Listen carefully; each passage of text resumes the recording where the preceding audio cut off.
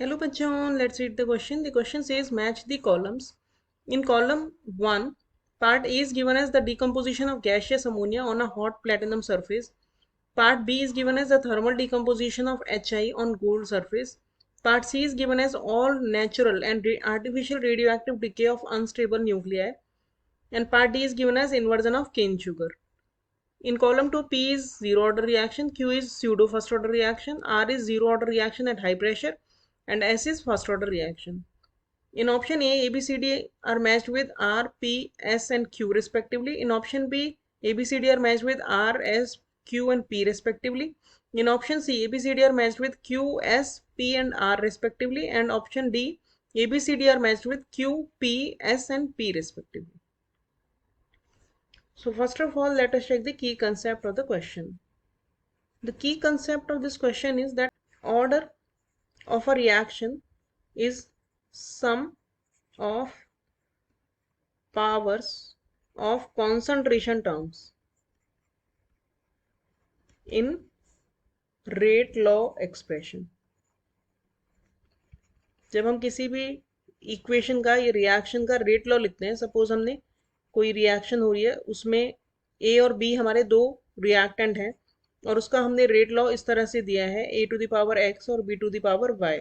तो यहाँ पे ऑर्डर जो होता है वो रिएक्शन का वो होता है एक्स प्लस वाई। और दूसरा इसका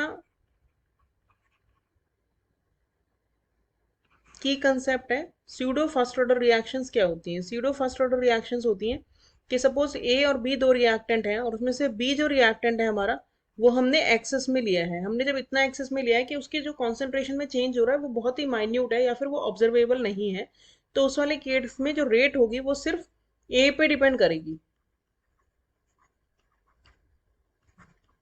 बी पर डिपेंड ही नहीं करेगी। तो इस तरह की रिएक्शंस को हम बोलते हैं स्यूडो फर्स्ट ऑर्डर रिएक्शन। तो ये first order with respect to A होगी लेकिन बी पर ऑर्डर जो है वो डिपेंड नहीं कर रहा, तो इस टाइप की रिएक्शंस को हम बोलते हैं जिन्हें देखने में लगता है कि वो सेकेंड ऑर्डर होंगी लेकिन एक्चुअल में वो फर्स्ट ऑर्डर निकलती है, उन्हें हम स्यूडो फर्स्ट ऑर्डर रिएक्शंस बोलते हैं।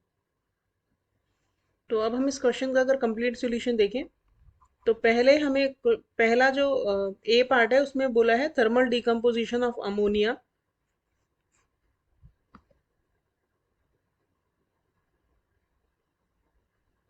On a hot platinum surface. तो ये रिएक्शन होगी, ऐसे देखते हैं तो लगता है कि सेकेंड ऑर्डर रिएक्शन होगी, लेकिन हाई प्रेशर पे जो मेटल सरफेस होती है यानी कि जो प्लेटिनम की सरफेस होती है वो कम्प्लीटली ऑक्यूपाइड हो जाती है या फिर जो सरफेस होती है वो कम्प्लीटली फिल्ड हो जाती है अमोनिया मॉलिक्यूल से। तो उसके बाद अगर हम कोई भी कंडीशंस चेंज करें तो उससे अमोनिया मॉलिक्यूल की कॉन्सेंट्रेशन आप बढ़ाओ, प्रेशर बढ़ाओ या टेम्परेचर बढ़ाओ, क्योंकि वो सरफेस ऑलरेडी सेचुरेट हो चुकी है, तो उसके किसी भी चीज़ को बढ़ाने से रेट ऑफ रिएक्शन पे कोई फर्क नहीं पड़ता, क्योंकि जो कैटलिस्ट है वो ऑलरेडी सेचुरेट हो चुका है और उसमें कोई भी किसी भी तरीके से और मॉलिक्यूल को अब्जॉर्ब नहीं किया जा सकता है। इसीलिए ये जो रिएक्शन होती है ये at high pressure zero order होती है with respect to ammonia concentration, यानी कि अमोनिया की कॉन्सेंट्रेशन पे हाई प्रेशर पे रिएक्शन डिपेंड नहीं करती है। तो ए के साथ हमारा मैच हो गया आर। बी में हमें दिया है thermal decomposition of H I, thermal decomposition of H I on gold surface भी एक जीरो ऑर्डर का एग्जाम्पल होता है। तो एच आई का जो डिकम्पोजिशन होता है गोल्ड सरफेस पे वो इस तरह से होता है, लेकिन ये जो रिएक्शन है वो जीरो ऑर्डर होती है। तो हमारा बी से मैच हो गया पी।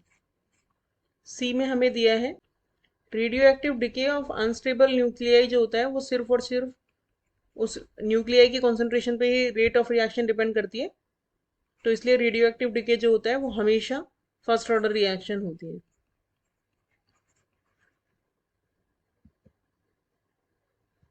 तो इसीलिए सी के साथ हमारा मैच होगा एस।